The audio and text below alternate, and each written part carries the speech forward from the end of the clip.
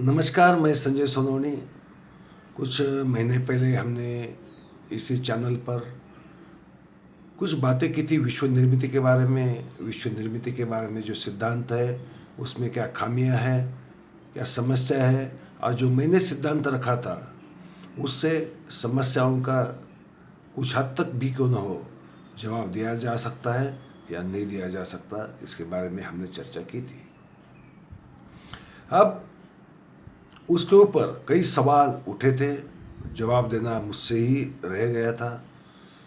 आज मैंने सोचा कि कुछ सवालों का जवाब मैं दे दूं।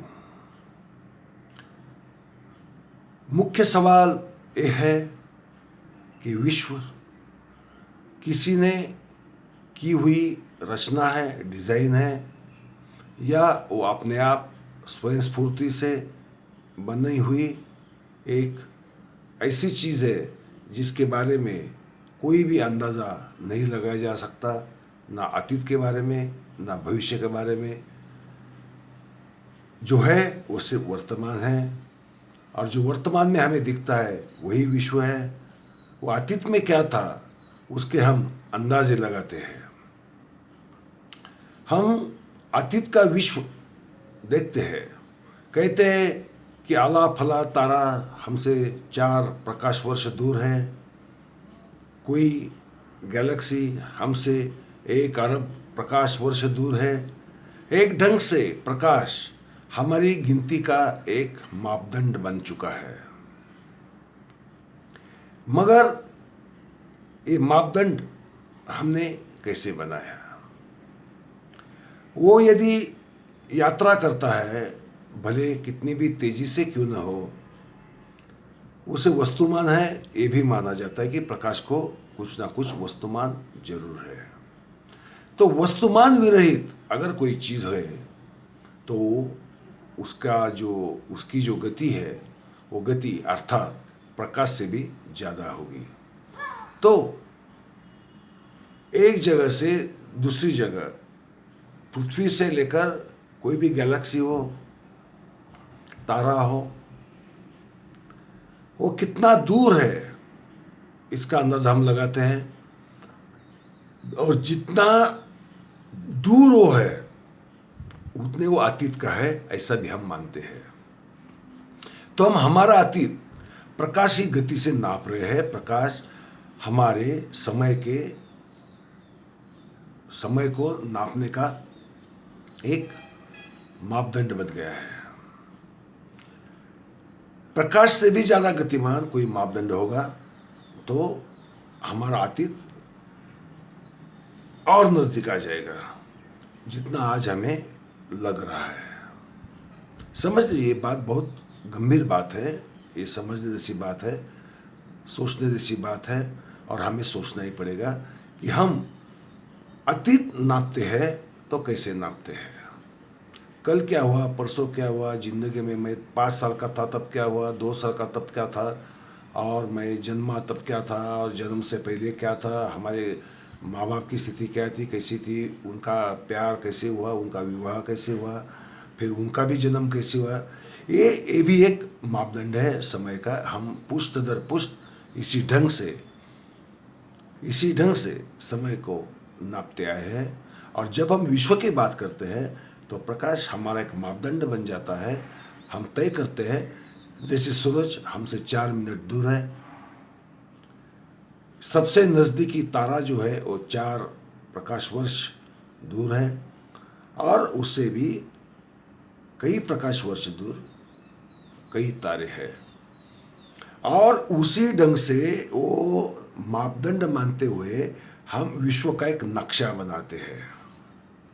हम फोटो से जब आकाश का चित्र लेते हैं तो विश्व बहुत टिमटिमाता और प्यारा सा लगता है हमें। आकाशगंगा तो बहुत ज़्यादा प्यारी लगती है हमें। मगर उसका सही रूप क्या है ये जानने के हमारे पास जो साधन है, जो मापदंड है, वो कहीं ना कहीं हमारी जो सापेक्षता है, जो आइंस्टाइन ने बताई, वो सापेक्षता के चौखट में हम देखने की कोशिश करते हैं। और विश्व के बारे में हमारे विचार उस ढंग से बन जाते हैं। फिर ये विश्व कैसे बना? जैसे जैसे हम अतीत में जाते हैं प्रतीत होता है कि विश्व नज़दीक था। हमें लगता है कि और ज़्यादा हम 16 अरब प्रकाश वर्ष दूर जाएंगे तो लगेगा कि विश्व बहुत सिमटा हुआ था, और उससे भी दूर जाएंगे तो विश्व हमें शून्यवत नजर आएगा, और शून्य के भी पीछे जाएंगे तो क्या ये भी एक सवाल हमारे सामने, हमारे दिमाग में पैदा होता है, होना चाहिए। उस शून्य के पहले अगर हम जाते हैं तो समय माइनस था, शून्य था, या उसका अस्तित्व ही नहीं था, क्योंकि विश्व को कोई गति नहीं थी, कोई भूमिति नहीं थी, कोई ज्योमेट्री नहीं थी, कोई वजूद नहीं था। सोचने जैसी बात है। फिर समय का मूल्य क्या है, प्रकाश की गति का मूल्य क्या है, और प्रकाश की गति हम नाप क्यों सकते हैं? क्योंकि अवकाश में वो जाता है, ऐसा हम समझते हैं। मगर अवकाश भी रिक्त नहीं है। अवकाश कई गुरुत्वाकर्षण के केंद्रों से भरा पड़ा है, और एक गुरुत्वाकर्षण केंद्र से, एक तारे के या एक गैलेक्सी के गुरुत्वाकर्षण सीमा से दूसरी गुरुत्वाकर्षण सीमा में जब प्रकाश जाता है तब उसका क्या होता है ये हमको अभी तक पता नहीं है।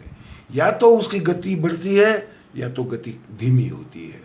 समझ लीजिए, ये भी समझने जैसी बात है, बहुत महत्वपूर्ण बात है। क्योंकि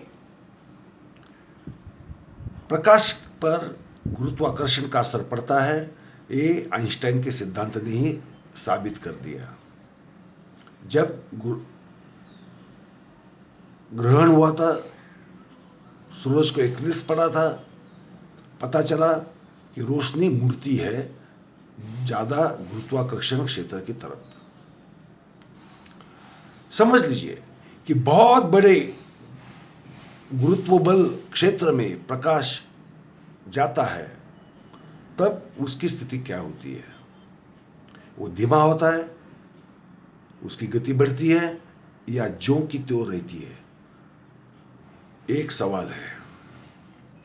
वो गुरुत्वाकर्षण क्षेत्र से जैसे ही रोशनी बाहर आती है, फिर उसका क्या होता है? गति बढ़ती है, गति कम होती है, या वो गति बदल जाती है?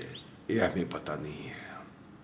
यदि गति बदल जाती है, उसकी दिशा बदल जाती है और वापस कभी किसी एक मूल दिशा को तरफ आती है, तो स्वाभाविक है कि उसकी गति, प्रकाश की गति एक ही नहीं रहेगी, वो कम ज़्यादा उसके यात्रा मार्ग में कम ज़्यादा होती रहेगी। तो फिर समझो, विश्व का केंद्र बिंदु है, वहाँ से निकली रोशनी हमारे पास पहुँची है, हमें लगता है कि 16 अरब वर्ष के बाद पहुँची है, वो जबकि वो 20 अरब प्रकाश वर्ष के बाद या 5 प्रकाश वर्ष के बाद पहुंची हो सकती है।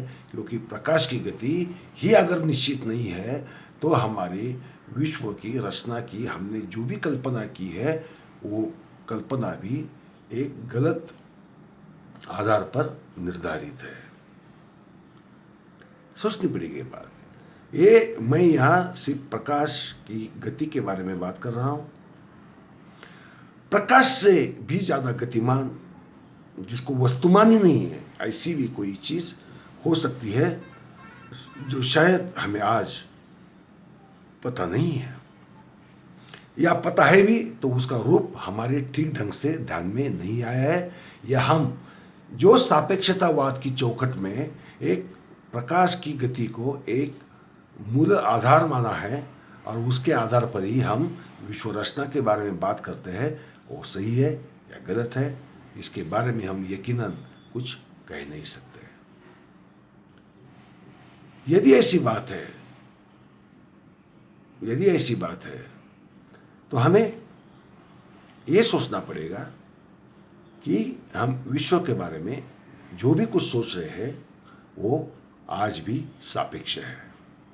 आज भी वो सिद्धांत सापेक्ष है। जो सिद्धांत हमने माने हुए हैं उनके सापेक्ष है। हमें ऐसे सिद्धांतों को तलाशना है जो सच्चाई के ज़्यादा नज़दीक जाएंगे। रोशनी की गति को मूलाधार मानकर हमें नहीं चलेगा, क्योंकि रोशनी की गति स्थिर नहीं है।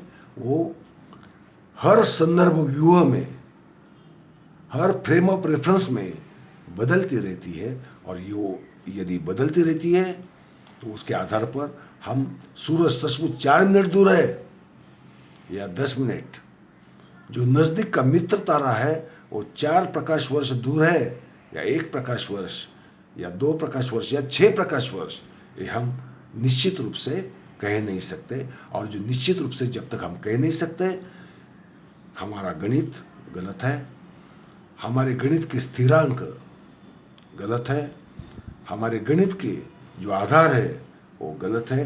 और जिस गणित के आधार पर हमने, ध्यान में रखिए, जिस गणित के आधार पर हमने जो सिद्धांत रखे हैं वो भी गलत है, क्योंकि हमारा गणित ही गलत हो जाएगा। क्योंकि उस गणित जिन आधारों पर खड़ा है वो आधार ही गलत है।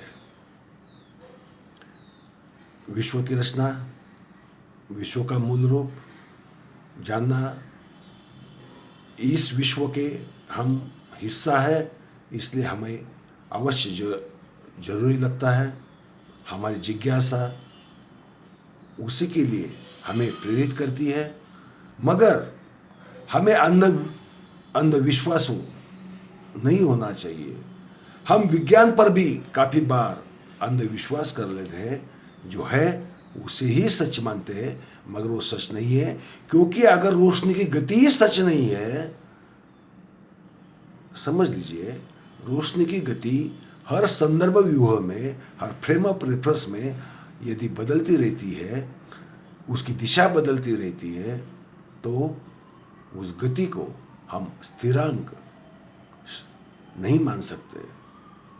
और उसे स्थिरांक यदि नहीं मान सकते तो हमें विश्व की रचना के बारे में, उसका जो मॉडल है उसके बारे में नए सिरे से सोचना पड़ेगा। और हम अगली किस्तों में इस ऊपर ज़्यादा चर्चा करेंगे। रामपाल जी, मैं आपसे दरख्वास्त करता हूँ, आप और मेरे सारे दोस्तों को दरख्वास्त करता हूँ कि जितने हो सके उतने सवाल कीजिए। मैं गलत हूँ ज़रूर बताइए, क्योंकि मैं भी मेरे विचार तलाश सकता हूँ और उसके ऊपर ज़्यादा गहराई से सोच सकता हूँ। धन्यवाद।